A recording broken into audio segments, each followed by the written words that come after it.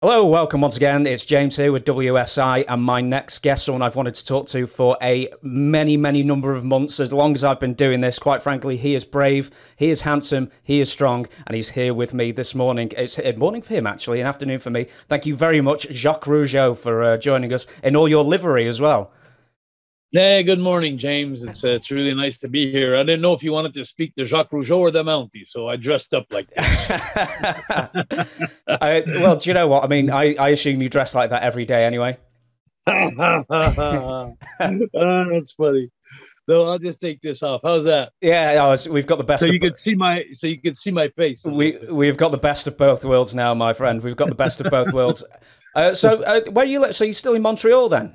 After all this time? Actually, I live about an hour north of Montreal, and I live, believe it or not, in a Winnebago. I sold my house for the last few years. We've been traveling, staying in Montreal area for the 7-8 months where there's no snow, and then to the south and spend 4 or 5 months in the mountains, actually, the national parks in the United States. Right. So you're just traveling. Do you just go wherever you want, or do you have set places, or? No, it's random. I go one place. I could stay 2-3 days. I could stay. My wife and I, we travel like that, and since it's national parks, you don't have to book in advance. You're there if you stay, if there's some room, and if not, you go to the next one. So it's kind of really fun in the nature, living in the nature, actually. Yeah, I'll tell you what. I'll just have to stop briefly. My internet's now unstable, but I think it's okay. We'll carry on, and if it goes really wrong, I'll sort of butt in.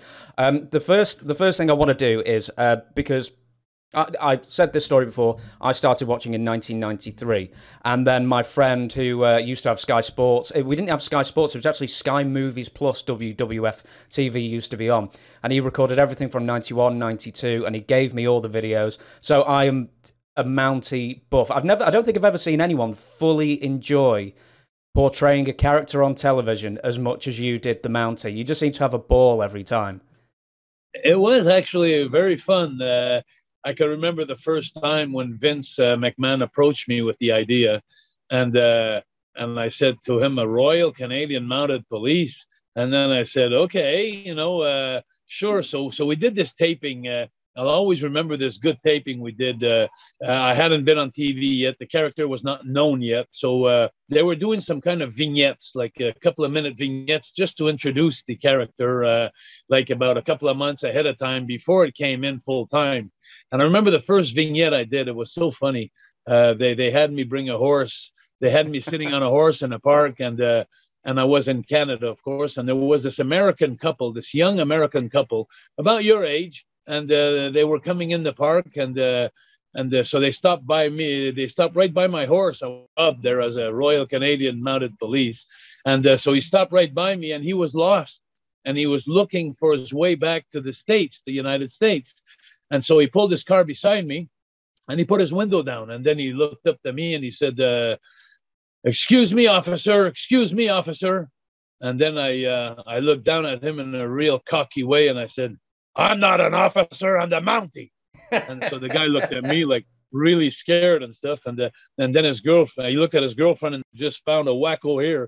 And then he looked back up at me and he said, "Excuse me, Mr. Mountie." He said, "Can you tell me how to get back to the USA? I'm lost." And so I slowly got off my horse. And then I got beside the car and I looked at him and I pointed at him like, "Come here." So the guy was a little skeptic in getting out of the car. So he looked at his girlfriend first, and his girlfriend says, "Come on, coward, get out."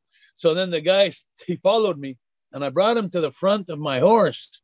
And when I got in the front of my horse, I took my horse's face like this, and I put it up like this. And I said, "You see that part of my horse? It always points to Canada." And then I said, "Come here."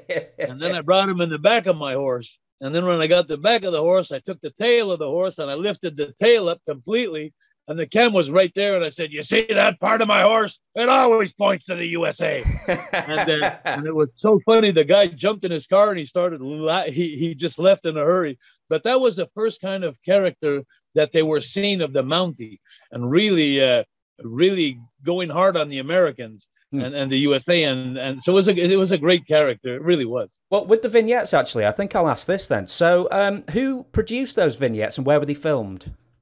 They were produced by WWF, and they had their camera crew that they'd hire in Montreal. So it wasn't my doing. I was just there on the horse. Actually, I couldn't give you a write up of who was doing what, but it was definitely the crew from the WWF. So was there not like Bruce Pritchard who may have been directing on the set, something like that?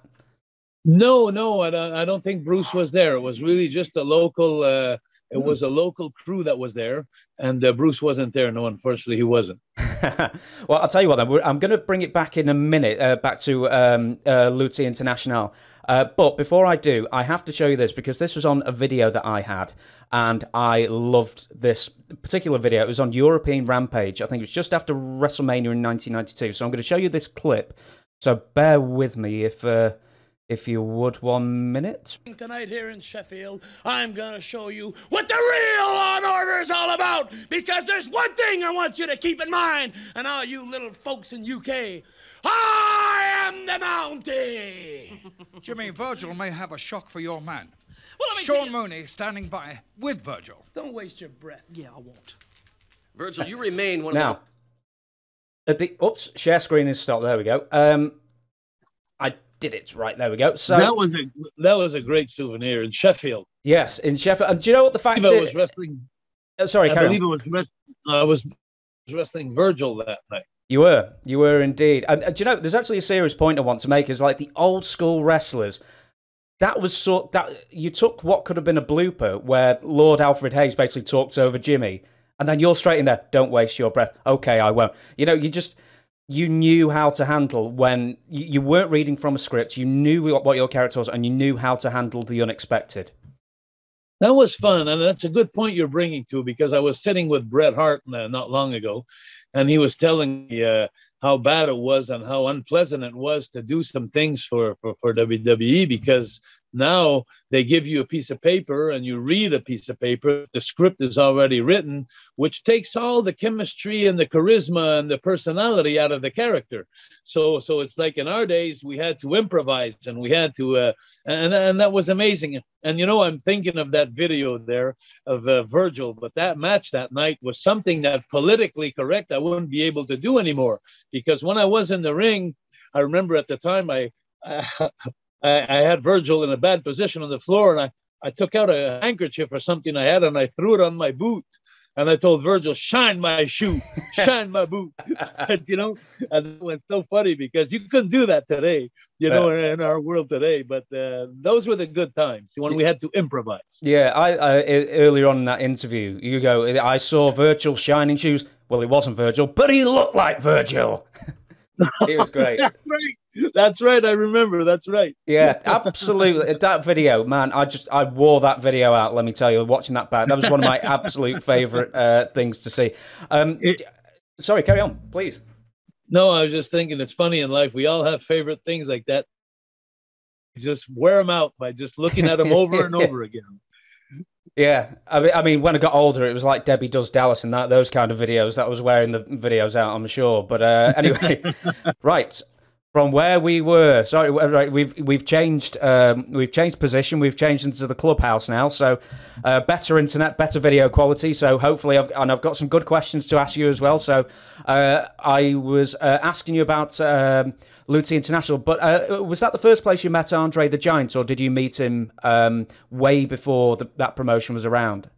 Actually, I met Andre the Giant before that, because my father and my uncle, they owned the territory here in Quebec, Canada.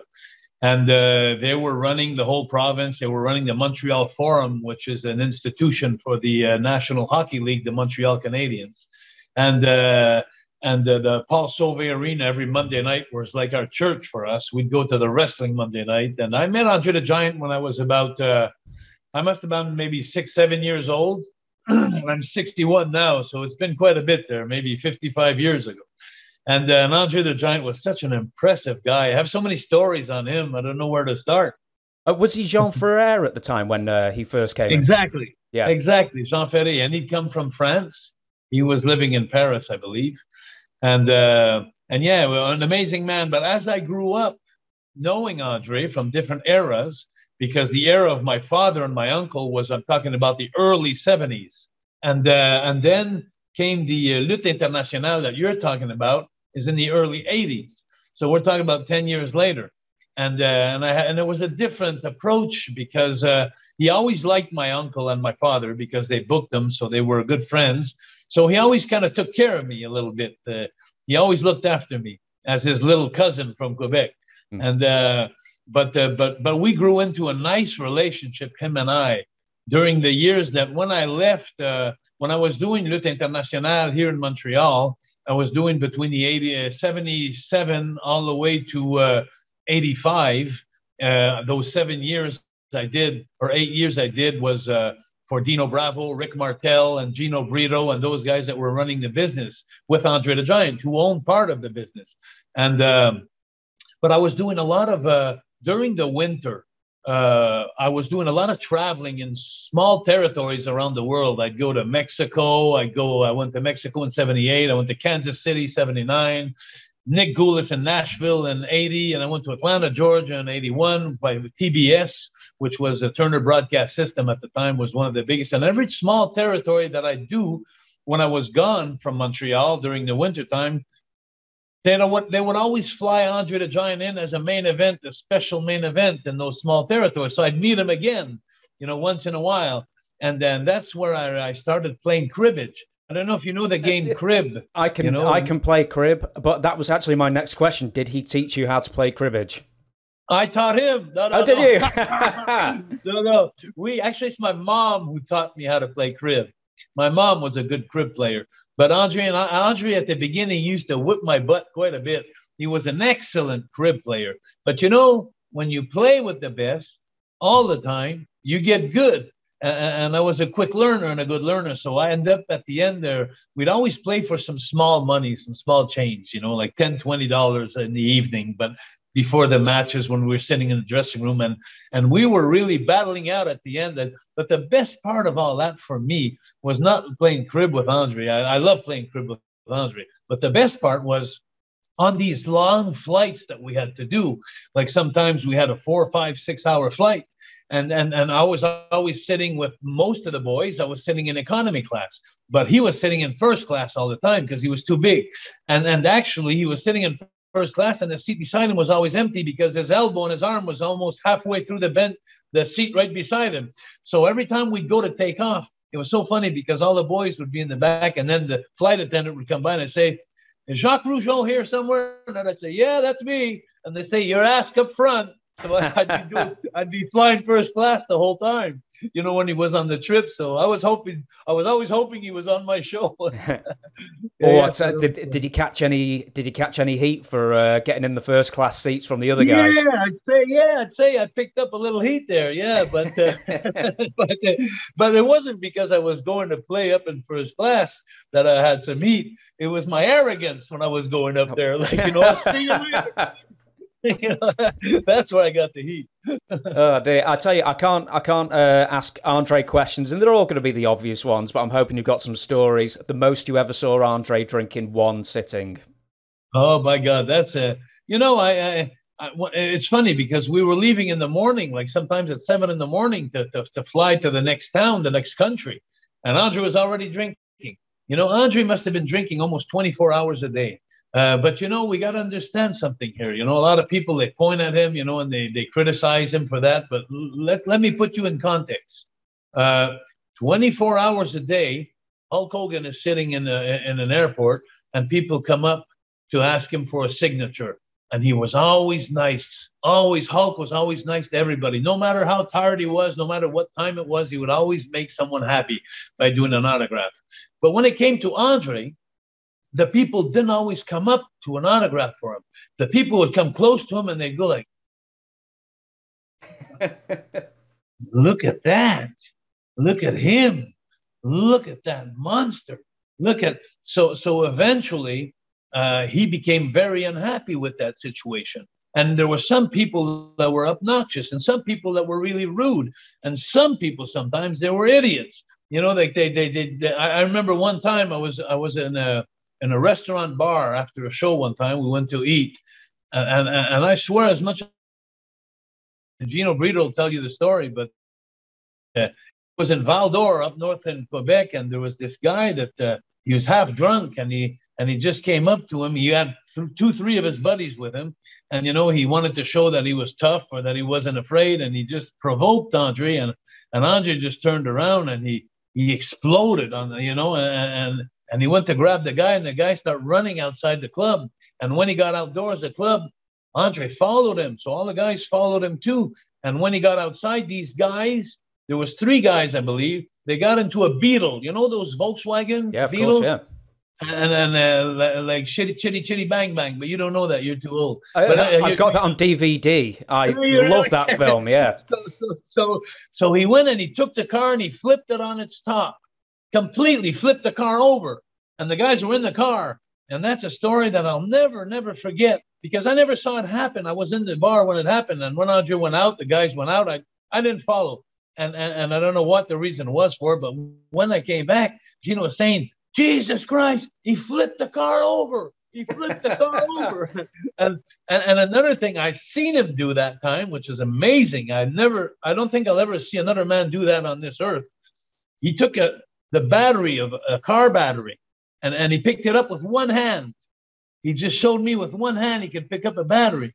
And, I have a hard time with my 2 hands, but so he had this amazing strength. He was this amazing guy who was sour of being a freak. And when people would come up to him, not always nice to him, then I've seen the other side of Andre, where sometimes I was so embarrassed and I felt so bad, because sometimes it was nice people that would come up to him, but at the wrong time. And then they'd come up to him, he wasn't feeling good. And I seen Andre just turn around and look at a person, a normal person, and say, fuck off, and then I go like, holy shit, like, Andre, you can't do that. You can't say that. We were playing crib, and stuff like that. And I felt embarrassed. But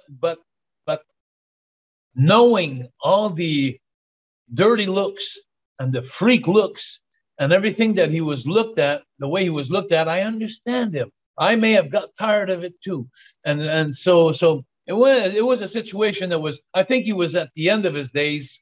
He was very sad when his father passed away. His father passed away. I believe he passed away not long after that. Yeah, he was at the funeral in France, wasn't he? And then Andre died like maybe a couple of weeks later, I think.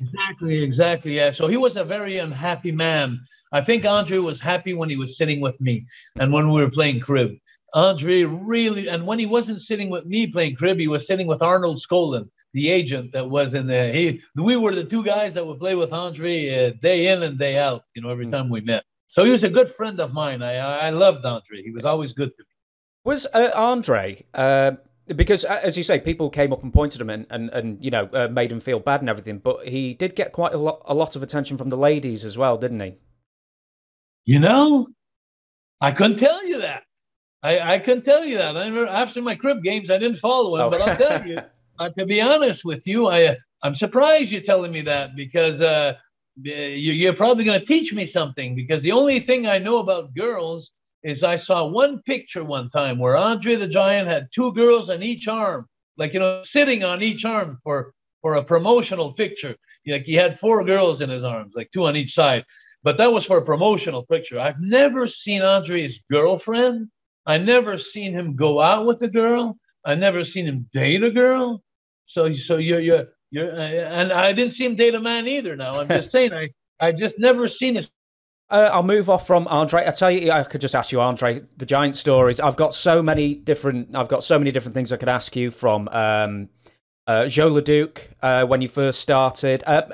And if we've got time, I'll actually move back and maybe even edit this in and everything. But I will ask you, sort of around 85, you alluded to this earlier. That's when Vince McMahon is really putting the pressure on all territories, inadvertently or not inadvertently, and taking over the wrestling world, basically. When you were still in Montreal, more locally and everything, international wrestling. Yeah. Did you basically see Vince McMahon as the enemy? Definitely. But the funniest thing is 1984. I know Bravo and Gino Brito and Ricky Martel and the Giant, because they were not using me to my full capacity. So we're not using me to, I thought, my full capacity or to where I wanted to go at, to my ambitions. So I was very unhappy the way I was used on the cards, because Raymond and I, we were advertised on the card like third match or fourth match. And in the main event, around 7 and 8 matches, was Rick Martel and Dino Bravo tag team or something like that, or Dino Bravo in a single. And I didn't have a problem with that because it was their business. But the problem became, to me, a problem when I'd show up at the arena and I'd see the advertising of the poster where we're on third or fourth match. And then he would always ask me every night to finish the night. Like he'd put me on 8th and he'd put himself on 3rd in the evening during the card in the dressing room. So we would have to follow everybody's hard work to finish the show like this. And so we were doing all the work, but we were paid for the 3rd and 4th match. And that's where I started feeling uncomfortable with our relationship. And I told Dino, I told my 2 brothers, actually, I said, listen, this is not going well at all for us. We're losing all our merchant value, our value in wrestling, because this is a hometown and we need to be taken care of. The Rougeaus in Quebec are like legends, my father and my uncle and all that, my great uncle. And so we were losing our merchant, how can I say that? Our value. Like, you know, when people, whether it's wrestling is fixed or not, they like winners. You know, and if you're not in that position of a superstar or winner, you'll lose that credibility, whether you like it or not. So I explained to my brothers, I said, hey guys, we must put pressure. So we got to quit. We got to quit. And when he finds out that there's no Rougeaus on the card and doing all the hard work at the end of the evening, then he's going to put us in the position that we deserve to be and paid the way we deserve to be. So I asked my brothers to quit. So my brothers quit with me for about 4 months. And then came the winter. I was going back down south to Atlanta or a territory like that, somewhere to work all winter. But my brothers, they didn't do that. They stuck around and they would only wrestle locally, but now they wouldn't wrestle at all. We had separated from Dino's organization, the local organization. So from then on, it took about 3-4 months, and then Dino kind of swerved his way back into my brothers' minds, and he gave them a better position. And when that happened, I was in Pensacola, Florida for the Fullers, Robert Fuller. I was working for him. And at the time I got a call from my dad, who told me, hey, Jacques, you know, Raymond and Armand are going to go back wrestling for Dino. I said, no, don't do it. Don't do it. I said, we're putting pressure. It's been 4 months now. They're starting to want to talk to us now. He says, well, he said, he already talked to Raymond and Armand them. I said, well, what do you mean I already talked to them? He says, well, they're gonna wrestle Monday night in Montreal. I said, what?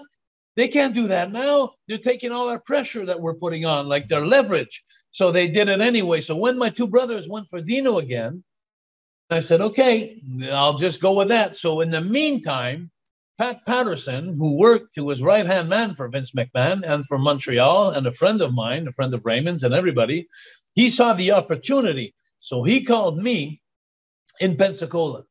And he asked me if I wanted to go do a wrestling show in Montreal for the WWF. They're going to make their first show in Montreal at the Verdun Auditorium, which is not the big event. It's only like 5,000 people. But they're going to make their first entrance into Quebec and into Canada. And they would like to put you on main event against Samu, the Samoan. So I told Pat, I said, oh, yeah, I like that. It's receipt time now. It's like, you know, I'm going to show these guys that I was right, that if my brothers would have stuck by me, we would have had what we wanted to, and we never would have opened the doors to WWF. So when I went to do that show during the winter, I flew up to Montreal because I was down south in Pensacola. So my father came to pick me up at the airport. And my father was so funny. He was begging me, don't do that show tonight. Don't do it. He said, Dino gave me a message to say that he's going to give you anything you want, everything you want. Just don't work for the WWF tonight. And I looked at my dad. I said, I'm working for them tonight. I gave my word. I'm going to sold out, and I'm going to do my job. I'm going to be there. And in my head, I was saying, well, the hell with Dino Bravo. He should have took care of me when he had me, and instead of taking my brothers back and leaving me on the outside, like, you know, the black sheep. Then I said, no, I'm going to do what I have to do, Dad. I said, and my father said, no, you shouldn't do it. You shouldn't do it. And he was driving the car out of the airport. And I told my dad, I said, Dad, if you don't want to take me to Verdun Auditorium tonight to see me wrestle in the main event for WWF, then just drop me off here. I'll call a cab and I'll go myself. And so my father looked at me and he was so upset. And so he says, okay. He says, I'll go. But he says, you're making a mistake. And by that time, it was the end. Because after that, I went back to Dino after I did that shot. I came back home in the spring, not to wrestle, just to come back home. And Dino came to meet me, and he gave me the titles, and he gave me everything I wanted. And he said, Jacques, I said, okay. But in the meantime, Pat Patterson and I had stole the show that night with Samu. I did a great, great match with him. And I was over like $1 million. The people on time because I was on the road. So when I came in, I made a good impact when I came in. So in the meantime, when I went back to Dino to start going back to my old life and having my better position in international wrestling, Pat Patterson kept calling me, Jacques, Vince wants to meet you.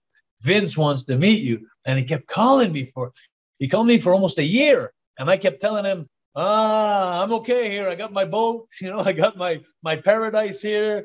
I'm well paid. I'm well taken care of. Yeah, but Jacques, he says, Vince would like to team you up with Rick Martel.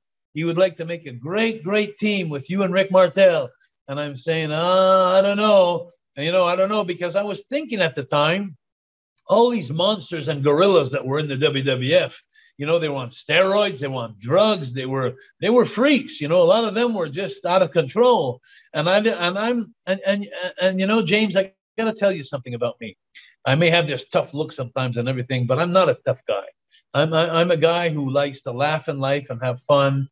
I joined wrestling because it was a work, because it was a show. I'm not a street fighter. I never had that in me. I don't have a streak of violence in me. I don't go out in nightclubs after the shows. I wasn't the guys that go in for the girls at night. And I was a very serious guy with my brother Raymond and a lot of guys. I do my work, go to the gym, but I always tried to avoid fights in the dressing room because I didn't have it in me. I wasn't just one of those, like my brother Raymond. He's a tough guy. Maurice Vachon, they were tough guys. There's some guys who are really tough and they like to fight and they like to scrap and all that, but not me.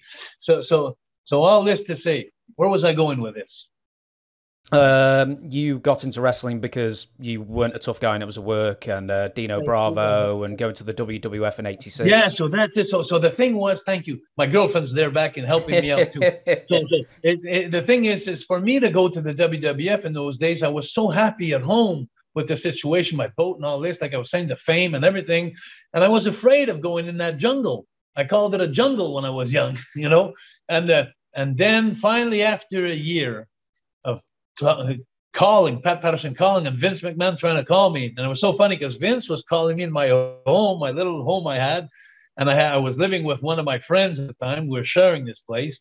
And he kept answering the phone to Vince and saying, oh, I'm sorry, Jacques is not here. He's gone on his boat, but I'll give him the message, and I was playing hard to get. And I'll have to say that finally, when he asked to meet me, I said, I'll meet you at 2 conditions. The first condition, I want $5,000 a week. That's my deal.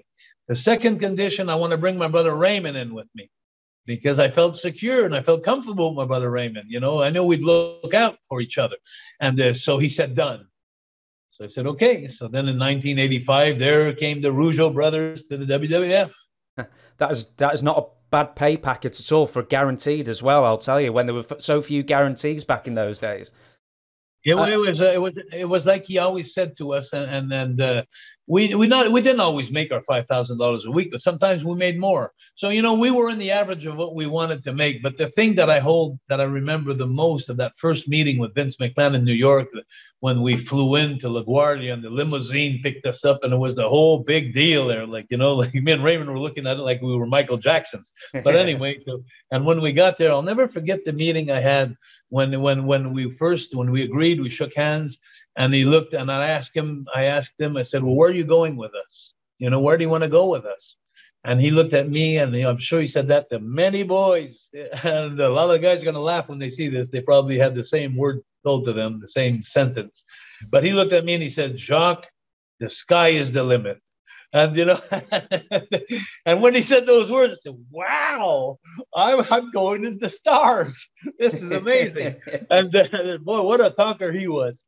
But anyway, awesome time, though. When you look back at that, it was moments of when you grow up in your career and you really think that you're going to become Michael Jackson or something like that, or famous like that. But it was good times, though. Good times. Because you mentioned it before, and I will ask this, and I will tee up with the Dark Side of the Ring that you appeared on recently. Yes, it was the Dynamite Kid thing, but I'm not going to ask about Dynamite. But you made mention that you had connections with the Montreal Mafia as a way to, like, was it a way to stop reprisals, basically? But my actual question is, with Dino Bravo, was it ever mentioned or hinted that he had any connection to the Mafia, or he was running against them, or anything like that? I need to correct you right away. Oh, James. I'm sorry, please. No, it's okay, please. I never mentioned to anybody I had contacts with the Mafia. Never. So if you heard that, you didn't hear it from me. You heard it from hearsay. The thing that I always said was that I didn't realize is when Dino, he was a companion of us, he was caught up in this middle of the story there where I'm not going to get into the whole story, but Dino Bravo's uncle was Vic Catroni, the Catroni family up in Quebec. They were the top mafias in the Italian mafias in Quebec. Mm. And because Dino, I used Dino at the Madison Square Garden at that last night after I did my comeback on Dynamite. I went to see Dino actually came to see us in the dressing room, and the next night of the event of the incident where I hit the Dynamite. And nobody else wanted to talk to us. And all the dressing rooms were full except the one that we were in, Raymond and I. It was empty. It was just me and Raymond. And Dino walked in that night. And Dino came in and he said, Guy, he says, I got good news and I got bad news. He says, which one do you want to have first?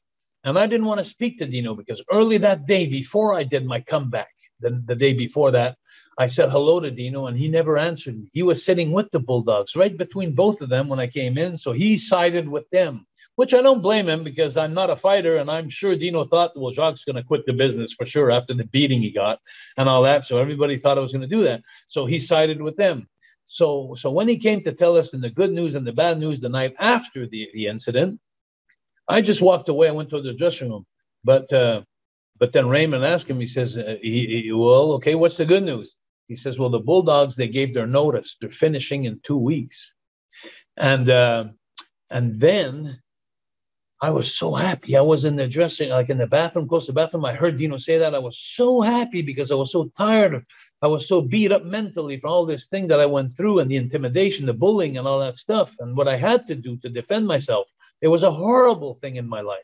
Horrible. And so when they said they were going to quit in 2 weeks, I was so happy. I was relieved. I was saying, finally, the bullying's going to stop and everything's going to stop. So then Raymond asked Dino, he said, well, what's the bad news? So then Dino just looked at Raymond again and he says, well, the Bulldogs gave their notice and they're finishing in 2 weeks. He repeated the same thing he said about the good news.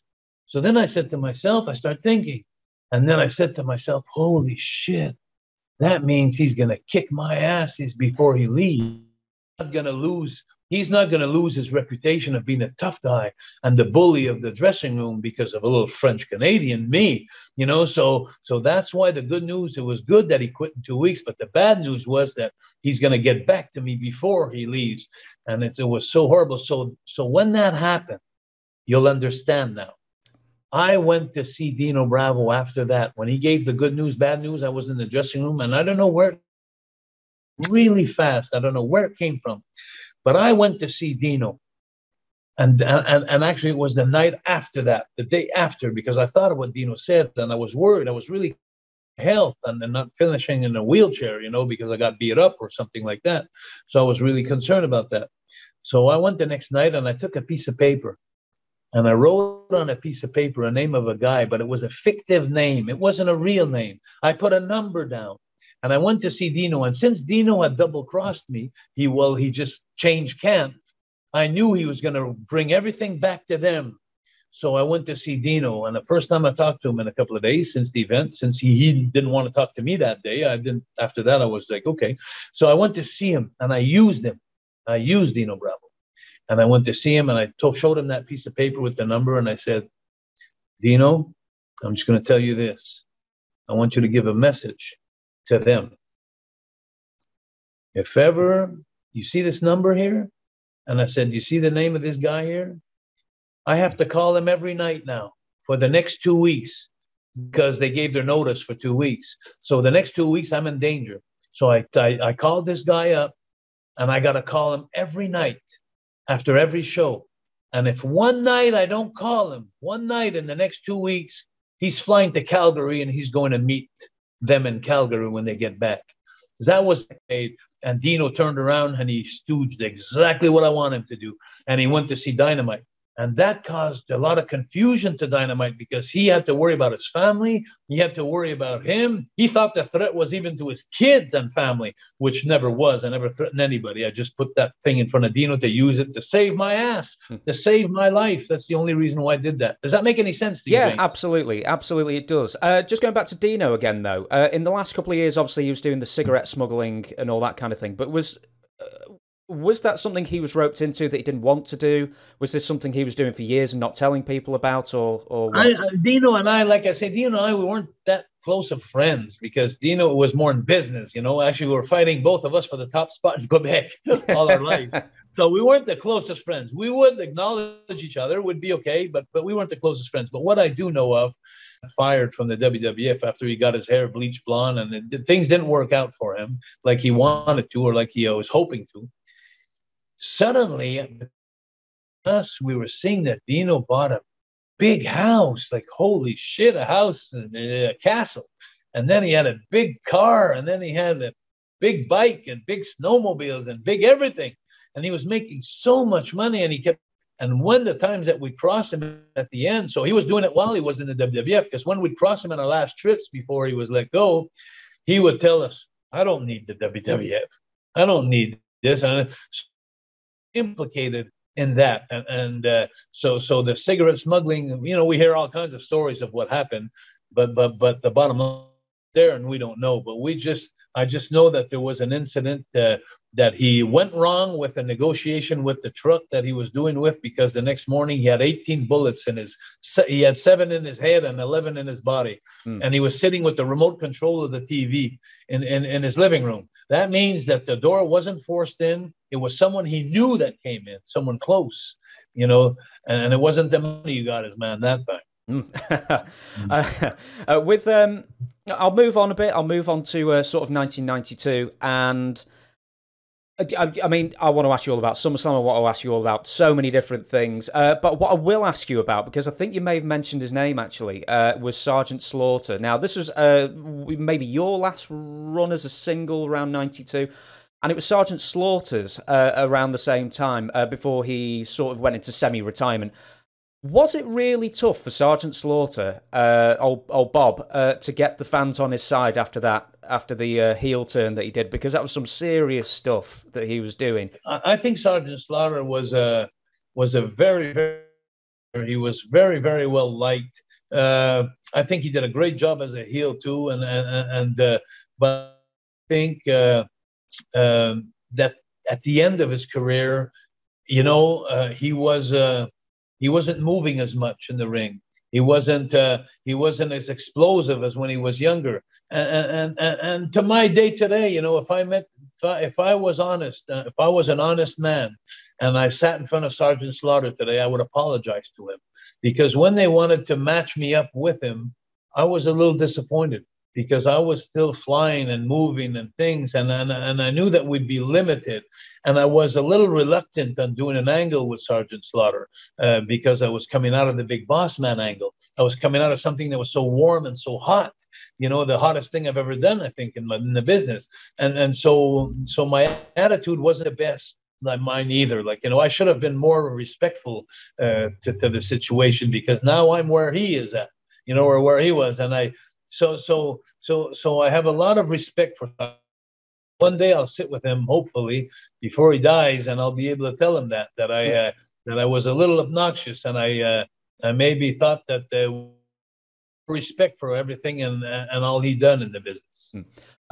So the start of that feud is you go, bzz, you give him the old shock stick. Now I've got to ask you, was it a problem traveling on aeroplanes with the shock stick and going through airports because some people believed it genuinely worked.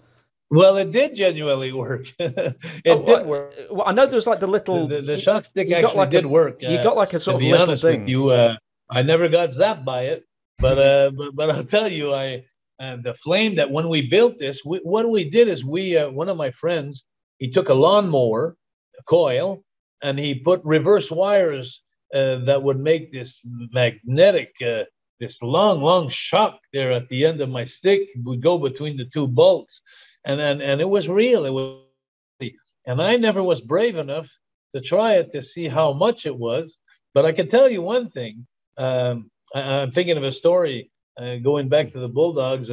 They were ribbers, you know. They like to play jokes all the time and stuff. And one time, Dynamite took my stick and he went in Sheffield. I think it was in Sheffield. I think it was a time when I was working Virgil that night. And he took my shock stick. And he started running after Virgil in the dressing room, and he was almost literally making him cry, cornering him in the corner. I know you're laughing now, you know, and there's a little bit of funny in, but I got to tell you, Virgil's a close friend of mine, and I didn't thought it was funny because you know he was scared shitless, and he was always being ribbed, you know, because he was a nice guy. What Dynamite wanted to do with me for me to become a McFly, like in Back to the Future, he did with a lot of guys, and a lot of guys didn't defend themselves. They were just victims. And so when the people would laugh about jokes like that, like Vince McMahon and other people, I didn't think it was that funny because I was a victim.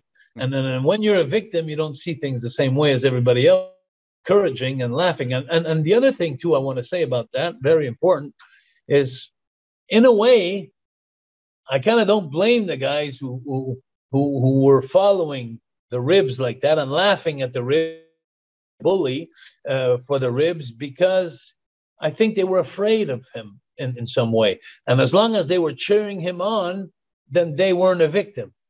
Yeah. You know, they were so there was both sides of the story you got to look at there. Yeah. I should say that if it was in '92, it was probably Davy Boy then at that point, wouldn't it? Okay. Yeah. Oh yeah. That's right. It was Davy Boy. You're right. But the thing I'm talking about was the Bulldogs when they were. I think it was Dynamite. I'm pretty sure, but you know I do have a loss of memory. But they took my shock stick and they went running through the whole arena of Sheffield, running after Virgil, and I could hear him scream. That's when I realized they took my shock stick. So all that to say that it was true. And here's another story with my shock stick, in case you didn't know this one. Right. My first time I come in the WWF with my shock stick, the first TV appearance that I make, I'm wrestling Coco Beware with his birds, and. So we go into the ring and I'm still friends. I talked to Coco yesterday, as a matter of fact. We still talk a lot, me and Coco. And I remember it was the end of the match. And on my electric stick, I had two buttons. I had the on and off button. And here in the back, I had the emergency button on. So when I was doing promos, I'd always have that flame that would come out at the end. But when I'd go to the ring, I'd put that emergency button on. So even if I pressed the button, the flame didn't come out. But they would put sound effects on TV and stuff like that. It was a different sound effect every single time, though. Sometimes went. It made like a different noise every time. Depends on the TV channel. So then anyway, but it was a real shock stick. So anyway, long story short, I'm at the end of the match with Coco Beware, and he's lying on the floor. He's fixing to do the job for me since I'm coming in, and they're pushing this character, the Mountie. And I put my button on, but I forget to put my emergency button. So I start zapping Coco, and he's soaking wet. And I start and it started smelling like pig a little bit, you know, like skin pig. You know, and I was going like, and Coco was shaking on the floor, and I was saying to myself, Jesus Christ, Coco, you're doing a hell of a job here selling this. This is quite awesome. And then when I got back to the dressing room, I was behind the curtains and I was waiting for Coco to come in to thank him so much for the job he did. He wanted to kick my ass. He came through the curtains. Motherfucker, you fucking, and he was screaming at me. I was wondering what the hell went wrong. And we laugh about this still today when we talk at each other. He knows I didn't mean it. It was just a mistake. You mentioned Coco. This is not something I wrote down, but I do a weekly podcast with Don Morocco, and I've had a couple of other people bring up Coco Beware as well. And every story is that Coco was a stone cold badass. He's never lost a fight in his life, that guy. Have you got any other stories about Coco? Because I think there was Paul Roma, there was Jim Troy, there was Steve Kern. Yeah, that's the one. I was there when it happened with Steve Kern. Oh, the really? Fabulous one. Yeah, I was there. I was in Memphis, Tennessee. I was working for Jeff Jarrett, Jerry Jarrett, and Lawler, Dundee were all there. It was the crew of Memphis.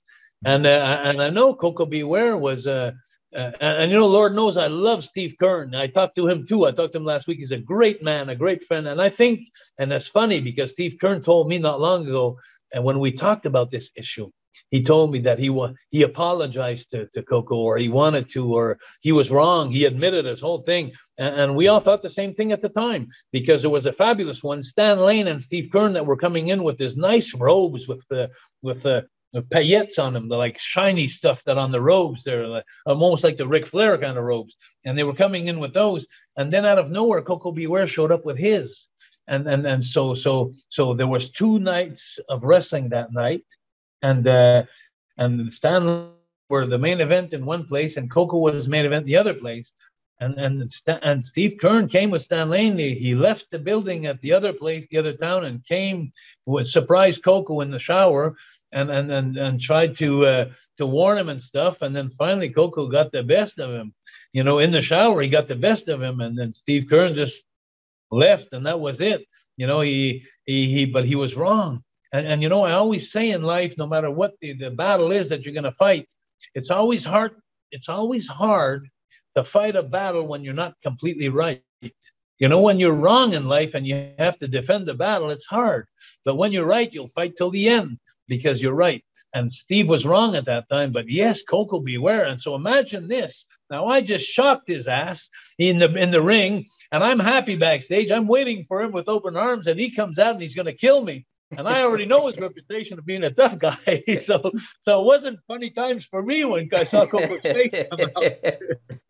Oh, bless him. I would love to talk to Coco someday. I really would. He seems like such a cool dude. I get the number for you. If you need the number, I'll get it. Oh, please. I talked to him just yesterday. He's a great guy to talk to. Please. Do you know what? I'll take you up on that as well. We're as we always are, all right, too many questions for every interviewee. So I'm going to do Well, I got a big mouth, so it makes it hard. Well, I'm going to give you the first of 2 little games, and they're pretty much more or less the same thing. So the first one is a name association game. So I'm going to give you a sentence or a few words, and you tell me the name that best fits it. And you cannot. I'm sorry. Go ahead again. Oh, I'm sorry. Okay, so I'll give you the name association game. So basically, I'm going to give you a sentence or a list of sentences, and you tell me who or what sort of best fits that mold. And because we've got quite a few questions, we'll do sort of the quick version. So funniest person in the locker room? Owen Hart. Well, and you know what? You might be right there, because I've written a book. Hey! Look at that! I wrote a book on Owen Hart as well. So what a great guy! What a great guy! Yeah. Do you know? I never had your contact information when I was researching the book. But did you have any ribs specifically that he did around you? No. Owen was so funny, and he never did ribs on me, and not that I know of. But anyway, all right, funny guy and a likable guy. Yes, definitely. Every person I spoke to said the exact same thing. A really likable guy. I haven't got my glasses on either, so I'm struggling here. The last man standing at the bar. I know you weren't like a big drinker, but who did you hear? I don't know. King Tonga. You're not the first person to say that either. Your absolute favorite. In fact, you know what? The most talented wrestler you ever worked with. There's a couple, but I'll have to say Tito Santana. Mm-hmm. Do you know what? We just did, Don and I just did two podcasts on Tito Santana as well, so that's sort of a good tie-in. But yeah, pretty much the same from Don, he'd said. That's probably an obvious one. So I'm going to go, the worst hotel you ever stayed in. Oh, my God. The worst hotel. I would have to say a Night's Inn in Georgia. It was those nights in there with the purple curtains and the purple everything. When you go in the nights in, that had to be one of the worst. There, when the air conditioning wasn't working, and I was seeing a lot of purple. The wrestler who would be least likely to visit the laundry. I am the Mountie. No, God, you were the. I'm lucky. My girlfriend, she does all that. I'm not a laundryman guy. I got other problems. I'll give you this one: the smelliest wrestler you had to take on in the ring. Okay, Jesus Christ, and there were a few, but you know what? To tell you the truth, and don't way, but to be honest with you, most of the guys were pretty clean. The guys that that I work with, it's not like hockey players. When you leave your hockey stuff there in the garage for a couple of weeks, so the guys used to pretty much wash their tights. But I gotta tell you, I've had a few smells off of Anvil Neidhart, but it wasn't too bad. Those are the memories. It wasn't too bad. It was mostly the tights, I think. But anyway. That is never a name I've had before, so it's nice to have a brand new name for that answer. The clumsiest wrestler in the ring. Oh, Jesus Christ.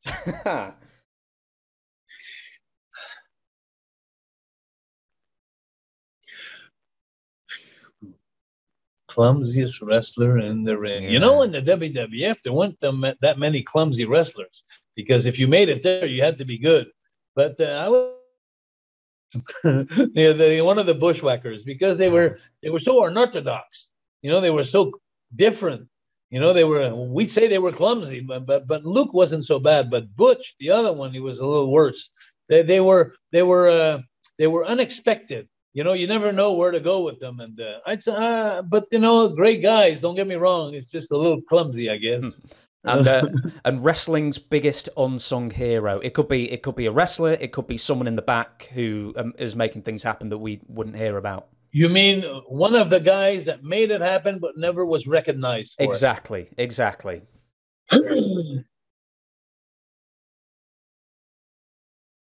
Okay. That's a good question. A lot of things are going between my ears here. Hold on. I would have to say one of the guys. Jesus, why is it always coming back to me? Hold on a second. Let me think here. One of the guys that never got the break that they should have had, or that they weren't used to the full capacity of what they could have been. Jesus, that's a great question. I'd have to come back to you on that. Maybe it's going to come back, because all the guys I think of, they were recognized. I'm thinking about the Coco Beware. I'm thinking about the guys. Tito Santana was good. I'm trying to think of. I mean, it could even be someone like Howard Finkel, maybe. Yeah. My girlfriend just said a good one. My girlfriend, she's a fan of mine. Anyway, but a guy who never got recognized, to be honest with you, and I don't know what to his full potential, but because he never reached his full potential. But do you know Annabelle from Toronto? I'm aware of Hannibal, yes. Hannibal, he had an hepatitis problem with Abdullah. Mm-hmm. He had a thing in court and stuff. And he was such a big guy, a strong guy. He came to wrestle at my school for a while. He was a little robotish a bit, but the size he had and everything, I think they could have done something with him. But to be honest with you, the guys I think of, they all had a good break. Maybe the Killer Bees, the Jim Brunzell, and I think those guys, they weren't used to their full potential. They were great workers. How did you, and you're going to have to tell me the whole story, but how did you manage to convince Hulk Hogan, who was at the peak of his powers in 1997, to come down and take the fall in your retirement match in Montreal? Well, to be honest with you, there's the world. think that must be the eighth wonder of the world. I don't know myself, but to be honest with you, timing is all there. I know that if I was going to give you the short version, WCW was growing tremendously, and they weren't in Quebec, so I had the contacts to create a relationship with a TV station in Canada and Quebec for WCW to make their intro. And it was not long, it was about 10 years maybe after the Bulldog incident. And you don't like me saying this, but I say it anyway because I honestly feel it. I never was told by Hulk, but I was told by other people around him. But Hulk did not like the way the Bulldogs were giving the image of the WWF, showing up at 5 a.m, coming out of the bars drunk, and motherfucker, fuck that, talking like that obnoxiously in an airport where there are kids and everybody. And Hulk was always the guy who gave autographs and always trying to keep the reputation and tried to do what he could for business. So I think there was a dislike there between the Bulldogs and Hulk. And when I did my comeback on Dynamite and I stopped the bullying for a while in the WWF, I think Hulk grew respect for me. And because he thought it, what I'd heard is he thought it took a lot of balls to do what I did. And a lot of guys would have liked to have done it, but they never did. So Hulk took a big liking into me then personally. And when I opened the doors for WCW in Montreal, and I think also, this is all I think, okay? So maybe one day you'll have a good podcast. You could have one with, what was his name? The guy that was running WCW. Eric Bischoff. Eric Bischoff. You know, we never hit along really good. Not especially not after I beat Hulk in Montreal. But I also think that Eric Bischoff had a power trip with Hulk, and Hulk is Hulk, and Hulk wanted to tell Eric Bischoff, "I'm up for whoever I want to, when I want to." And I think it was all timing. And I think it was a discord they had between both, the liking he had with me, the fact that I booked him with me in Montreal, the great job we did in the promos, because we did a promo 1 month before my show where he slapped the hell out of me on an interview. And I did a promo with him the day when he came to Montreal for the show. He was getting out of the limousine, and I slapped the hell out of him when he got out of the airport before the show that night, and I broke his tooth. I really broke his tooth. Wow. And you could ask anybody. He'll tell you. He'll the first one will tell you. When he got back in the limousine, he called my limousine after we did that montage there, and he called me and he said, "You broke my fucking tooth." You broke my... but he had a big respect for me. And I think that, like I said, it was timing. A lot of it was timing. And, you know, there's something about me that I'm going to tell you something that I've never said to anybody before. You know, there's normal people that are here, and there's autistic and different kind of people that are there. Normal people are there, autistic are there. I think I'm about here. And I've always had a hard time in life, which played for me at a time, but I've always had a hard time in differentiating the reality of things sometimes and the things. And sometimes I become in my life and my character and everything I do really intense. Like I get more intense than a normal person. I get more than a normal person, I think, and I cry more than a normal person. My feelings are very easy to reach. And because of that, and because when I was growing up, my father was my hero. And then there was half of believing my father was a real hero and a wrestler, you know. But there was a thing in life that I was always convincing in the things that I was doing, because I was doing it to an extent that it would come from the bottom of my heart and the middle of my brain. Everything was so real for me. It looked so real to me. And I think maybe that things happened to me in life because maybe if I believed in it so much, then maybe the people around me.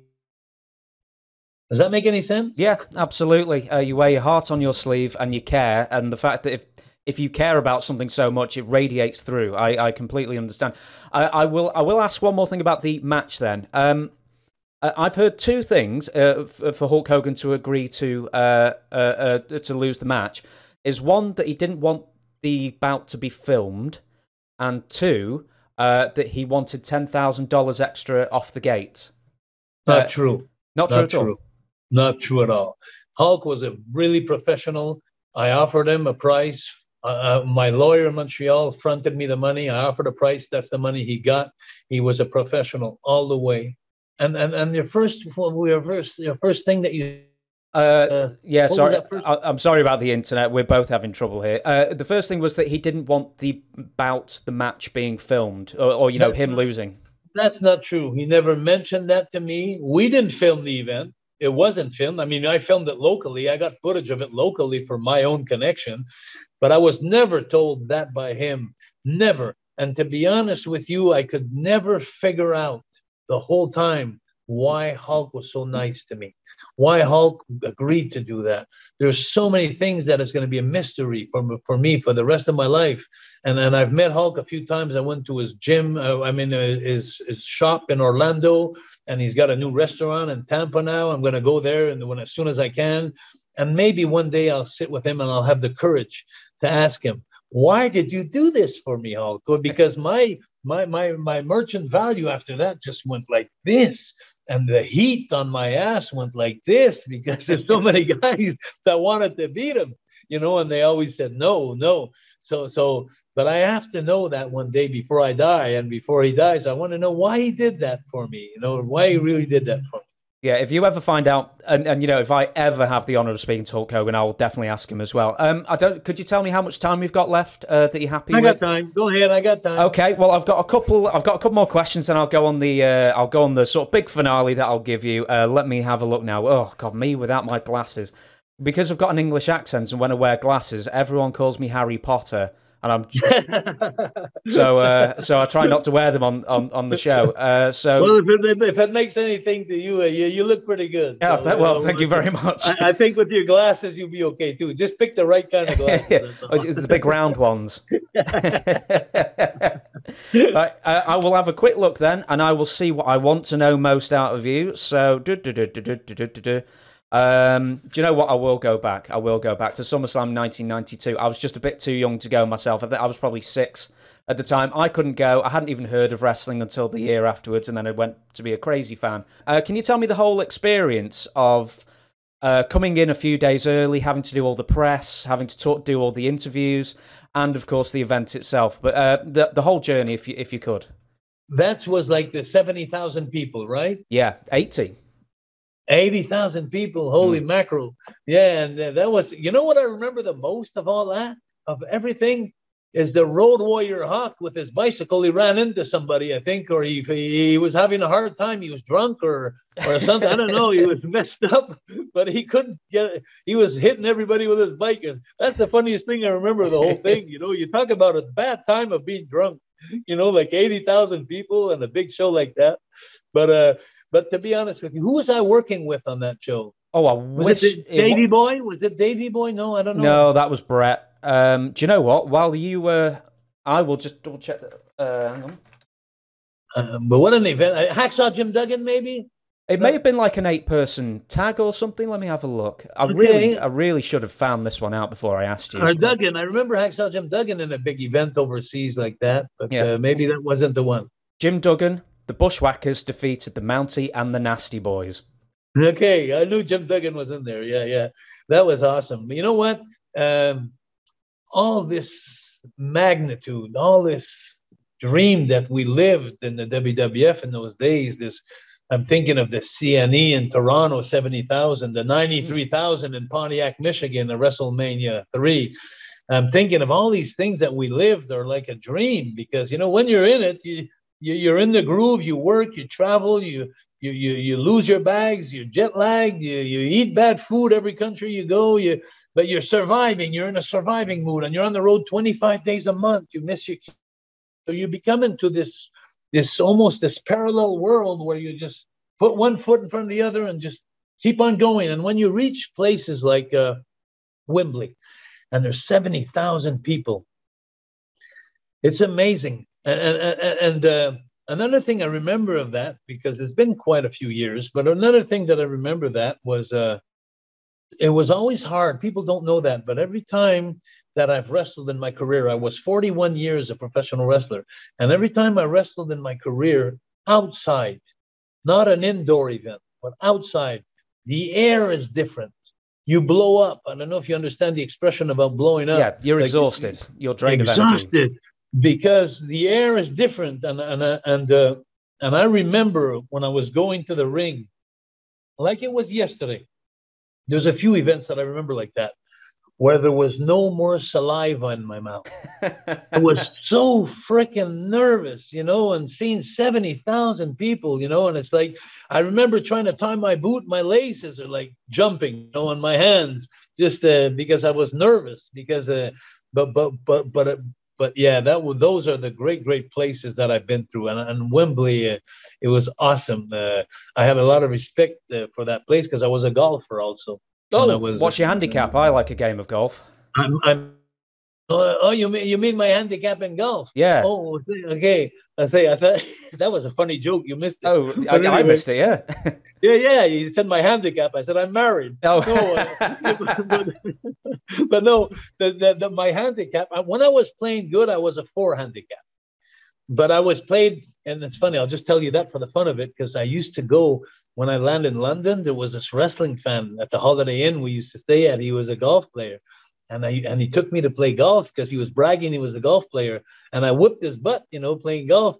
And then he became a really, really passionate, good player, much better than I did. Like he almost went to the pros. But I used to carry my wrestling bag with me when I travel and my golf bag. I had both of them with me. So when I didn't have time to go play golf, I'd hit a driving range just to practice my shots and hit the shots. And I remember that one day, I'll just tell you that offhand, I was playing for a whole month. I was playing like between 76 and 72, which was par 72. And I could not break par. And every time I'd try to break par, I'd get too nervous or I'd screw up. And one day I was playing, there was 4 of us, and I played 33 on the front. I played, wow. And it was like, no, I'm sorry. I played 37 on the front, and I played 37 or 38 on the front and 33 in the back. But here's how it goes. I played 38 in the front, so I'm on a bad day again. I just played 9 holes.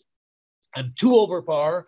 So I'm saying, shit, I'm not going to break my record today. So I let go. I just decompressed. I went to the next 9 and I quit playing to try to win. And I started on my 10th hole. I actually did an eagle on the first hole. I did -2, and I didn't pay attention. I was happy. And then I went on, and 2 more holes during the second hole, I did a birdie.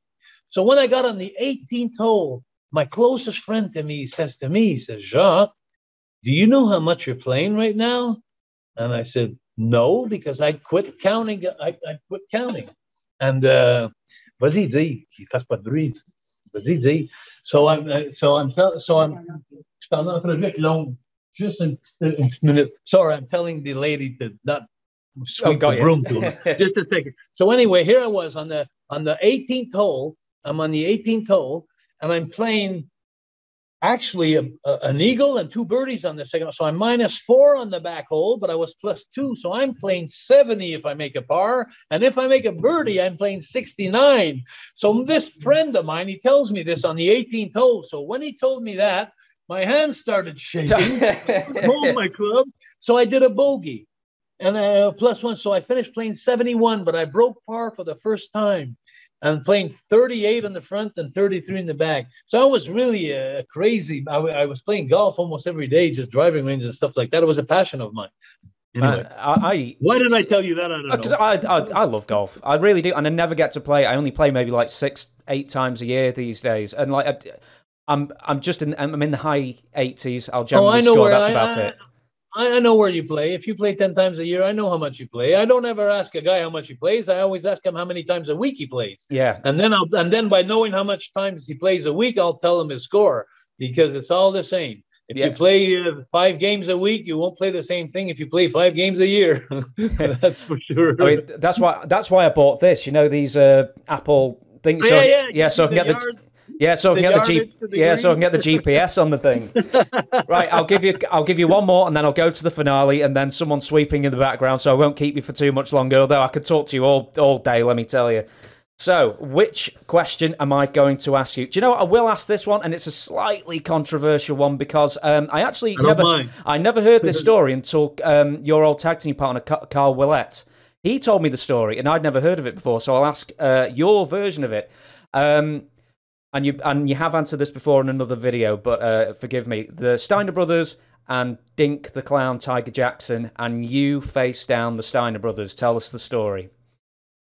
Well, it was pretty simple. Carl and I, we came in for the first night in Manhattan for Monday Night Raw. It was our first time as the Quebecers, the first night in the dressing room, and Vince wanted us to take the titles from the Steiners. And they were very, very upset with that. They were very upset with that. And not long after that came in the territory this new guy called Ludwig Borga. And Ludwig Borga came in. So we were in Winnipeg, and it started there where the Steiners were trying to put heat on me and Carl, but mostly on me, to disrupt us as a team so they could get the belts back. They were so childish. They were really kids, the Steiners, especially Rick. They were really kids. And so anyway, long story short is they went to the gym in the afternoon in Winnipeg and they cut Ludwig Borga's tires. And when they cut the tires on their car. And then they went and told Ludwig that it was a black Cadillac that did that, and that me and Carl had a black Cadillac, and they put the heat on me. So during that afternoon, I called the office in New York, and I told them, I said, hey, listen, I said, there's rumor I'm going to get my ass kicked tonight in the dressing room by Ludwig Borga because he accusing me of something I didn't do. But I'm not asking you to stop this. I told the office in New York. That was after the Bulldog incident. I said, I'm not asking you to stop this. I'm just telling you that whatever happens tonight, it's not my fault. I just want you guys to know that. So I went back and I told Carl, I said, Carl, I don't want you to help me into this. Let me take care of what I have to do. But if ever you see me on the floor and I'm getting crippled, then stop it, okay? Just pull them off of me, don't let me die there. And so we got into the dressing room that night. And when I got to the arena, I opened the door, and to my left, Ludwig Borga was sitting down, and in front of him was Billy and Bart Gunn, and they were playing cards. And Billy Gunn, right? Yeah, of course, yeah. What was their team? They were called the Smoking Guns. The Smoking Guns. That's it. So they were playing cards, but everybody knew in the dressing room that the shit was going to hit the fan because the Steiners went and told everybody Ludwig's going to kick the Mounties' ass tonight. Watch this. And so when I opened the door, Ludwig is sitting down. He's a real tough guy, Ludwig Borga. He was known to be a real tough guy. Contrary to me, who's an artiste. So anyway, so I come in the dressing room and I open the door and I see Ludwig to my left, and I tell Ludwig, I say, Ludwig, I said, can you walk outside, please? I'd like to talk to you. And I had a serious look on my face, my Mountie gimmick. Can you step outside? I'd like to talk with you. And believe it or not, I must have took him by surprise because he just looked up at me like this and he says, well, what do you want? Instead of getting up and kicking my ass, which I thought he'd do, he just looked at me and he says, what do you want? I said, don't worry. I said, I'm not going to hit you. I said, I'm not going to fight. I said, we just want to talk to you. I said, let me just talk to you. So then he got up in front of the boys, and he got up and he got in the dressing room. And then because everybody was listening on the corridor to see the fight, if it's going to start and everything. And when Ludwig came out in front of me, I pointed at Ludwig like this. And I said, Ludwig, I said, if you want to kick my ass, you go ahead and do it. But I didn't cut your tires. I just want you to know that. And he looked at me, backed up. He said, you didn't cut my tires? I said, no, I didn't. I said, someone's trying to put heat on me. I said, probably whoever's trying to put heat on me probably cut your tires. But I said, well, do what you have to do.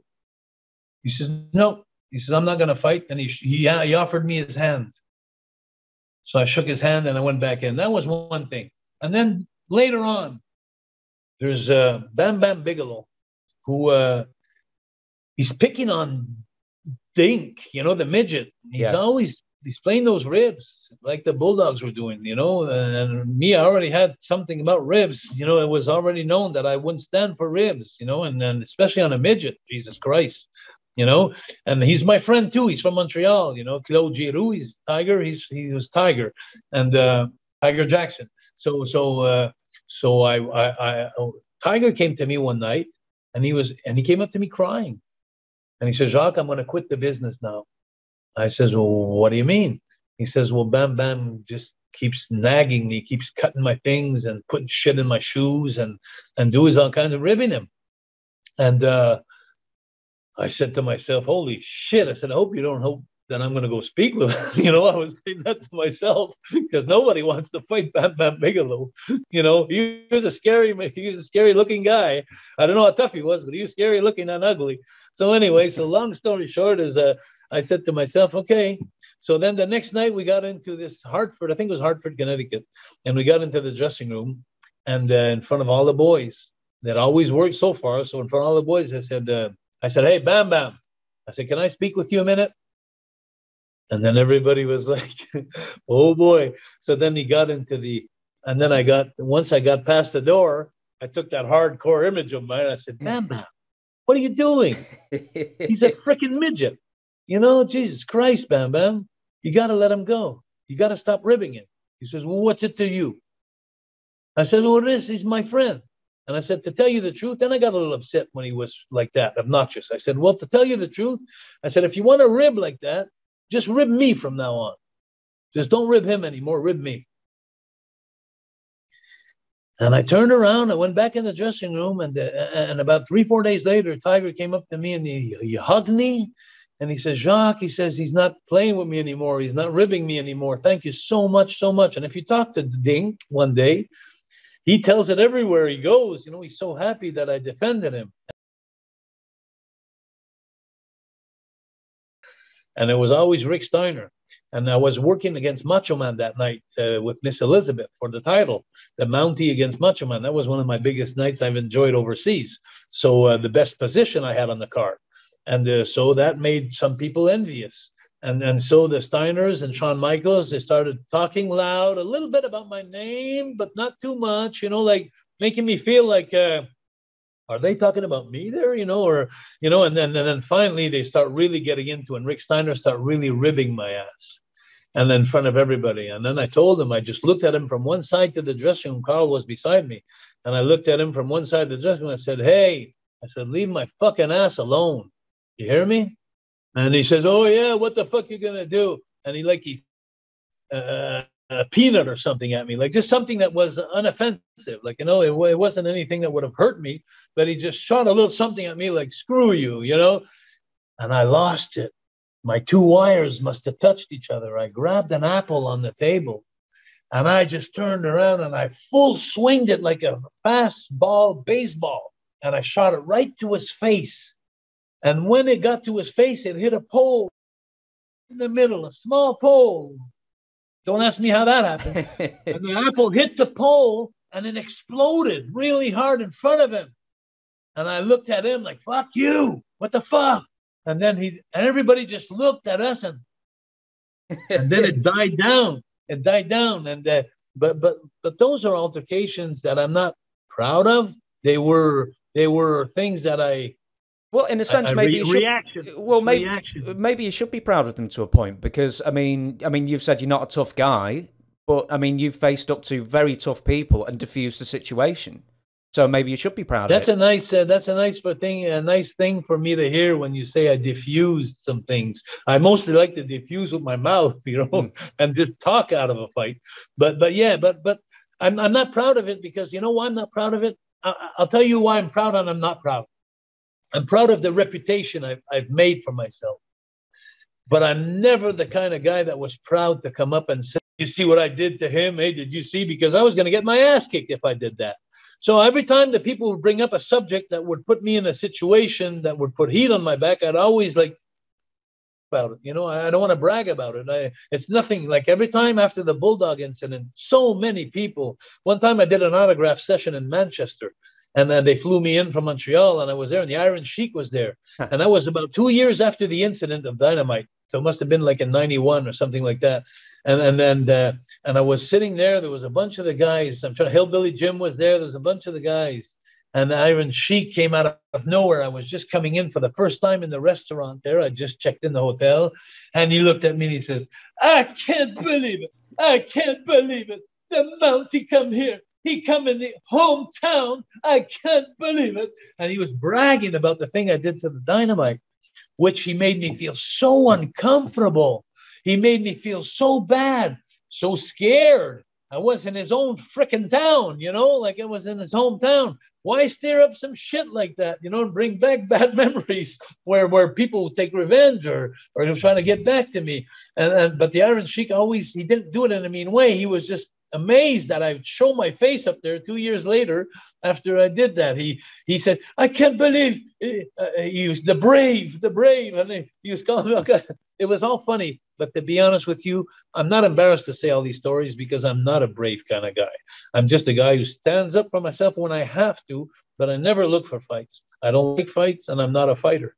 Well, you know the old saying with John Wayne is bravery is being terrified but doing it anyway. So maybe you are brave then. In that Thank you definition. very much for the compliment. I will go to the main event now. I've taken up a lot of your time, and I've really enjoyed speaking to you. And I always say, I've said this once, I'll say it again. You say that to all your guests. I say it to all my guests. I'm a charmer. What can I say? No, I really could. I could be talking to you all day. All day I could be, but I'm going to give you the big finale, and it's sort of the same as the name association, but I'm going to give you some names. All WWF from sort of maybe the mid-80s to the early 90s. You tell me, you don't have to tell me if you don't like them or anything, but if there happens to be a story connected to them, please share them with me and I'll give you a list of names. And the first one is Bad News Brown.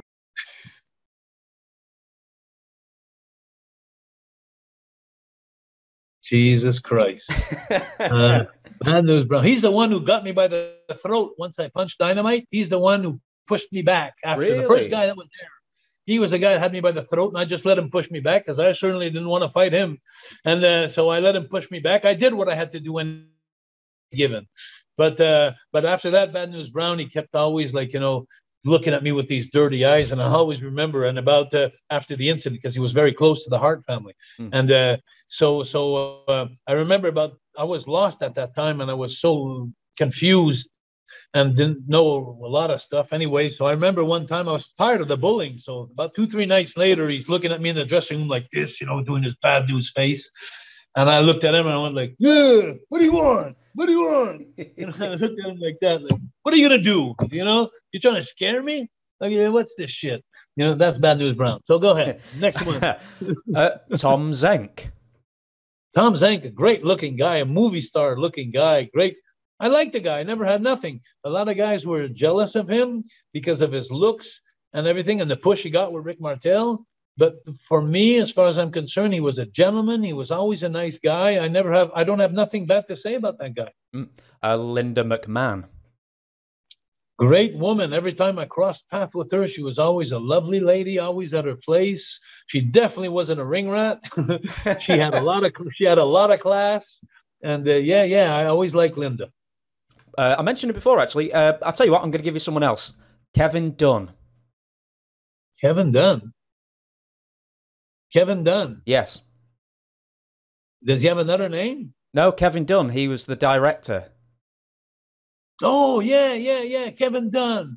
Yeah. He was a nice guy. The beard there, he had a beard, a little gray in his beard. Was Kevin Dunn working with the organization of the wrestling, WWF wrestling? Yeah. He was in from the early 80s to today. He's been there. He's been there for 35 years or so. And he was taking care of the promos at the TV taping days. Is that him? You probably didn't really see too much of him. He was in the truck all the time. I didn't know him, but very nice to us always. Okay. King Kong Bundy. King Kong Bundy. I love the guy King Kong Bundy. I did a match in front of 20,000 people in Montreal at a halftime of a football game. And we brought in the ring and everything. Great guy. I picked him up. I gave him a slam to finish the match, and I tore up an hernia right over my. When I picked him up, I had him like this in a body slam. Then I had to turn him around like this. It went up right over my hair and my pubic hair. It tore up, and a big bubble came out. And I finished the match. And but I always enjoyed Kong Bundy because he was. He talked to the marks and, what do you want? And he'd be rough and tough and then would be alone in the dressing guy, the nicest guy with me. So, Lord Alfred Hayes. Oh, I love Lord Alfred Hayes. What a gentleman. what a great time I had with him. I did some shows, primetime wrestling shows. I sang as the Mountie there. I went on a show one time and I started singing a cappella, the Mountie song. And Bobby Heenan and him had a show, primetime wrestling. Lord Alfred Hayes came up to me during my career, gave me advice. He told me he helped me in my career. He was always generous in his words to the family, the Rougeau family. I love Lord Alfred Hayes. And he was also a manager in Montreal, wasn't he, before the WWF? Exactly. And that's where I knew, well, for Billy Robinson. He was a great guy. Lord Alfred Hayes was a gentleman, the best. Sherry Martel. Sherry Martel, she was always kind to me. She was a funny girl. She was a woman in a man's world. And she was like, it was a hard place for Sherry because she was far from being Miss Elizabeth. But, you know, it was like, but she had the party thing in her a little bit. She wanted to be with the boys, you know, she liked to hang around the boys, which I didn't, you know, after the shows, I never went to clubs and bars. But when we were at the arenas, I'll give you an example. If ever one time I was sitting down and I was sad, thinking of my family, of just being on the road and just having a hard time, she would be the first that would come up and sit doing, you know, you don't look so good, Jacques. And she was always there to cheer me up, you know. So I have a great memory of that lady. Matt Bourne. Matt Bourne, I didn't meet him that well. I met him, crossed paths with him a few times. Don't have anything good or bad to say about him. I think he was a great wrestler. Matt Bourne, if the one I'm thinking of, Matt Bourne, short and stocky there. Yeah, he was the original Doink the Clown. Oh yeah, okay. So I don't know him that well. No, okay. I didn't know him that well. Mabel. Mabel. Jesus Christ. Mabel. I like Mabel more than Mo. I used to play cards with Mabel. I swear to God, every time we'd go overseas and, you know, we weren't on planes, we were on buses sometimes. Me and Mabel would go sit in the back and we'd play those cards. Well, I'll tell you, but what a great guy. And he was the nicest wrestler. He was like an Owen Hart. He was the nicest wrestler in the dressing room. And I'll never forget the time that we worked the Quebecers against him. We were at WrestleMania 10. And we did a double suplex to Mabel, Carl and I. I don't know if you ever seen that. If you go see on WrestleMania 10, the videotapes. Oh, yeah, of course. I must have done, yeah. Me and Carl double suplexed Mabel, and Mabel wanted to do that for us. You know, so I'm the greatest man. Yeah, and you lost the tag team titles to him, I think it was in London in like 94, and then they won them back the next day or in 2 days in Sheffield. I always thought that was like a mistake, or, you know, someone forgot to kick out. But no, Pierre Carl Willett said that no, that was all in the plan. No, that was a screw job, like they had in Montreal, the Shawn Michaels screw job. Oh, was it? That was a screw job. Why I say that? And it was like the screw job they had with the Harts and my brother Raymond and myself in Montreal when we won the titles. Right. We won with the WWF titles in Montreal on a Monday, and on a Wednesday, like when we won the titles on a Monday night, there was 5,000 people outside the building jumping on my car. They were so happy. It's like we won the Stanley Cup. And, you know, and then on Saturday when they showed on TV, Bret Hart and Anvil came out with the titles, and they never mentioned that they lost the titles in Montreal. And during the week there, they switched it in the newspaper saying it wasn't the right guy who pinned the right guy, so they lost the titles.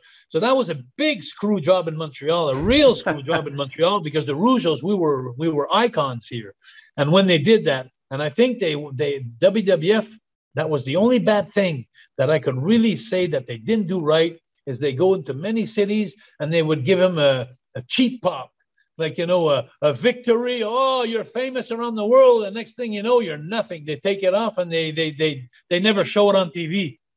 That is, I'd say that's giving false hope to the people. That's giving false hope to the boys that are in that situation.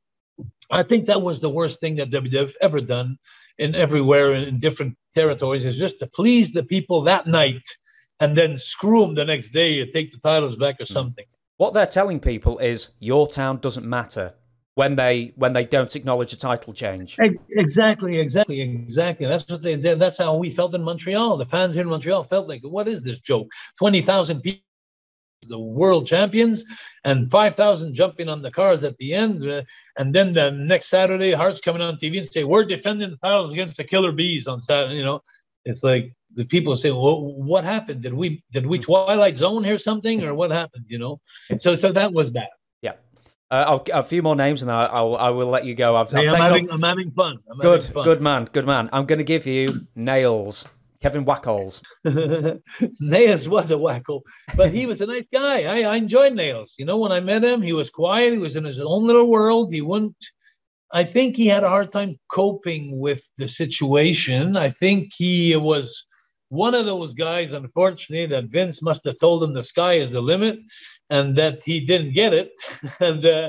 And I think that played against him. I think he actually punched Vince out one time, if I heard the story correctly. The story I've heard is that he was throttling him, strangling him in his office. And the story I heard, and like, because you know Brett, you'll have to ask Brett to tell the story, but I've heard him tell it, where he said he had his ear next to the door, and he could hear Nails like in a very high pitched shriek, going, you know, you've broken promises and payoffs and everything like that. And then all he could hear was a gurgling going, and then all of a sudden they had to sort of get Nails off him. I wish I'd have been there. Do you wish you were in Nails' position at some point? No, just to push him in his back, to give him leverage. Oh dear. We mentioned before Brian Knobbs. Yeah, Brian Knobbs, the nicest, sweetest guy when he's straight. Yes, you know that says it all. He was so nice to me all the time when he was straight. Fair enough. Jim Cornette. My father said to me, if you don't have anything good to say about someone, don't say nothing at all. Oh, okay. So let's go to the next name. Okay, then. I'll tell you why. No, let me be honest. Let me be fair for the fans. Jim Cornette, I always liked a lot. Every time we crossed paths in the dressing room, how you doing, Jacques? How you doing, Jacques? Always excited. How you doing? I met him in Memphis, Tennessee, when I was working for Lawler in the 80s, the early 80s. I met him quite a few times. And he always had this nice way when he met me.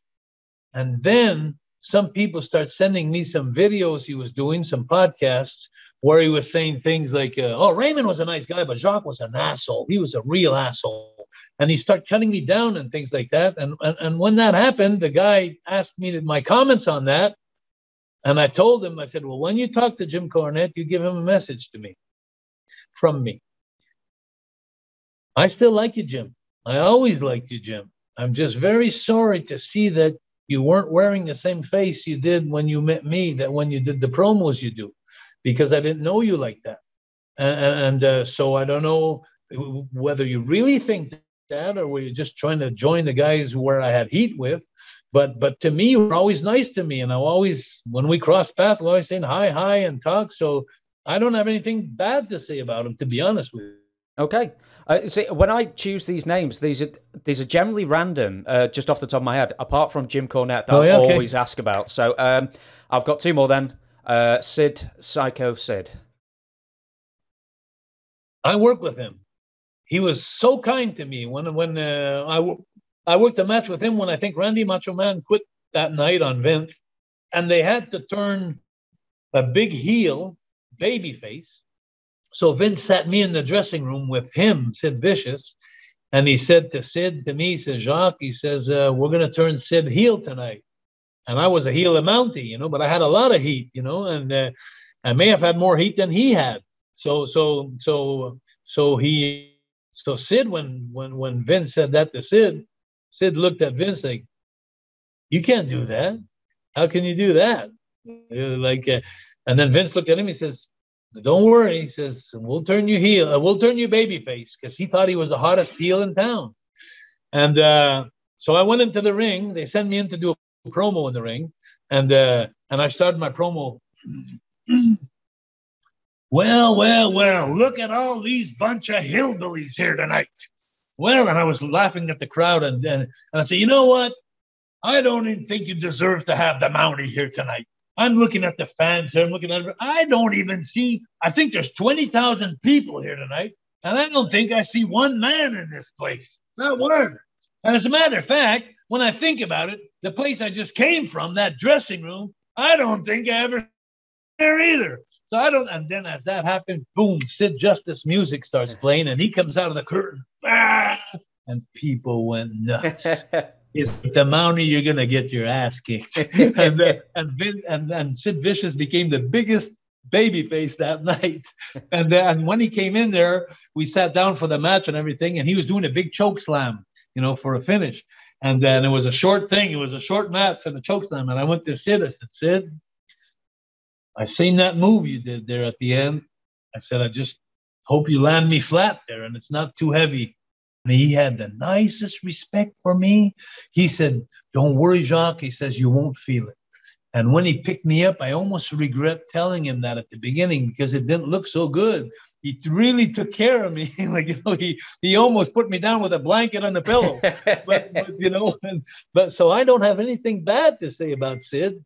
It's all good. He's nice to me. He was kind to me always. So he's a good friend of Carl Ouellette's, actually. Is he really? A good friend. Good friend. Did you ever talk with Sid about softball? I know that's going to follow him everywhere, the softball thing, or... No, I don't know. Tell me. Oh, well, apparently in WCW, he'd constantly just disappear. And when he'd disappear with either an injury or just not turn up, it always coincided with a local softball game that he had going on that day. Really? Yes. I never heard that. I've got one more name, and then I will thank you so much for your time, and we will shut this podcast down. And this isn't WWF, but I'd never forgive myself if I didn't ask a story about this man, Colonel Robert Parker, Robert Fuller. Wow. Thank you for bringing his name up. Robert Fuller, long before he became the Colonel Parker. I met him in 1978 in Knoxville, Tennessee. I worked for him and his brother Ron, but mostly him. And then in Pensacola in 79 or 80, he was the booker there. And those, till today, are the best moments in my career, in my life. Robert is one of the closest friends I have in the business. He made me the first heavyweight Southern champion against Joe LeDuc. He was traveling with me. He was booking the territory. I was his right-hand man. I was learning how to do bookings. I was learning how to do TV stations and the TV show in the afternoon, the show at night. He was teaching me so much. And during the day, I would go play ping pong and pool tables at his home while we were doing the bookings. We do trampoline, we do flips on it. We were like two brothers, me and him, that we were like friends traveling and spending time together. Up till today, I still, last year, 2 years ago, before the COVID, I went to visit him in Florida. And he is one of the men that taught me the most in the business as far as running a show or creating something. I love that man to death. So that's sort of, I didn't realize then there was such a strong connection because he managed you in WCW years later, and it always seemed like the oddest fit to have the Southern Colonel, and then he's dressed like a Legionnaire, and so I didn't realize there was like that close of a connection between you two. Very, very. And as a matter of fact, when I came in, I was the one who asked him, the boss. I said, can I have Jimmy? I didn't want Jimmy Hart then because I don't think Jimmy was there. And I asked him, I said, if I think Jimmy was, I can't remember now. It's too vague. Yeah. Jimmy was there in 95, 96, 97. Yeah, he was. But I asked if Colonel Partner, because they told me Jimmy couldn't be my manager or something like that. And I'm the one who asked him if I could have Robert as my manager. But unfortunately, they didn't have big plans for us in our character. So that put Robert in a hard situation because he loved me to death. But at the same time, because I was pushing to get pushed more, I had heat.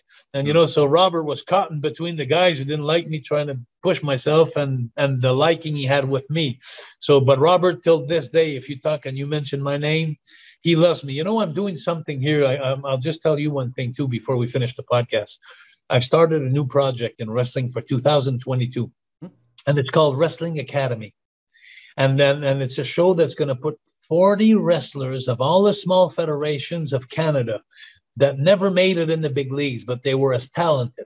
And I'm putting them all together for an elimination show, which is going to start with 40 talent, and the week after there'll be 36, and the week after 32, and we're going down to the 4 best talents in Canada. I'm trying to get a TV deal right now. I'm working on that right now. And the winners, the 4 winners that are going to be left, there's going to be 1 lady wrestler, there's going to be 1 singles guy wrestler, and 1 tag team wrestler guys. So there'll be 4 winners, and they're all going to win. And this is going to last about 3 months. And they're all going to win $5,000 each, but they're going to get a tryout at the Nightmare Factory, which is the school for AEW, the new big league that's really building, creating in New Jersey.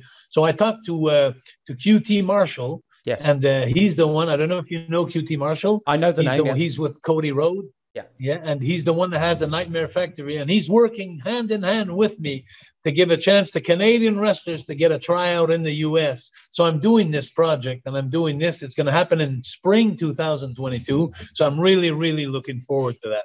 Well, and I have to ask one more question, and I'll maybe even re-edit this in, but just going back to Colonel Parker, and then I will ask for more plugs at the end.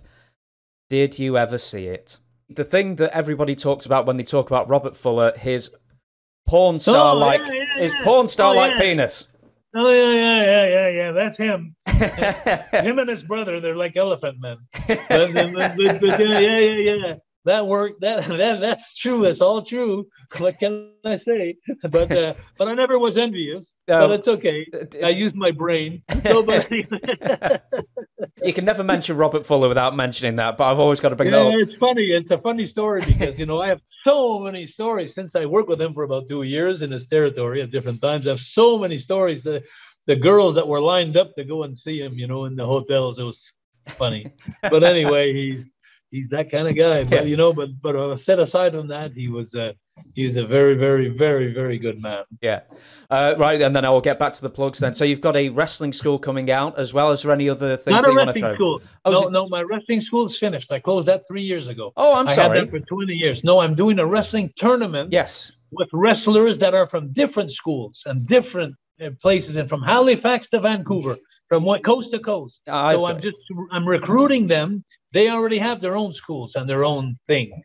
So I'm recruiting them to make a big tournament. It's a contest. It's just a contest. I've got you. I still thought you had your school as well at the same time. And that was it. My three sons quit the business 3 years ago, and they left me perplexed. They left me sad, and they left me, but they wanted to live their own dream, which is okay. So they were living that dream for 20 years at my school for me. They weren't doing it for them. So 3 years ago, when they closed my school, my heart fell apart. No. And then when the COVID happened, my heart fell apart. I didn't have a meaning in anything. I didn't feel like I had a meaning in life. And now with this COVID, I thought of this idea of because I have a passion for wrestling since I was 4 years old. And then so I'm going back to my passion now with something that's really fun. And it's going to be you'll hear about it because I have inscriptions from everywhere. I got some from Europe. I got from some Hawaii. I got some from the States. No, it's only in Canada. It's only in Canada because it's too big for me now, I have to pay the trans and this and that, from coast to coast. But maybe next year I'll make it worldwide. Who knows how big this is going to be? But it's really a big, huge project that I'm in right now. It's called Wrestling Academy 2022. Well, every single clip I will have a link on the video. I'll make sure to get the word out. But for now, thank you so much, Jacques, for spending so much time with me. And I will throw it back to the right camera so I can look at the people. And thank you very much for watching as well. I will catch you next week. And thank you, Jacques, for being so great with being a great guest. Thank you, James. The one thing you got to remember of all this promo is the Mountie always gets his man. Yes. Thank you. Thank you, James.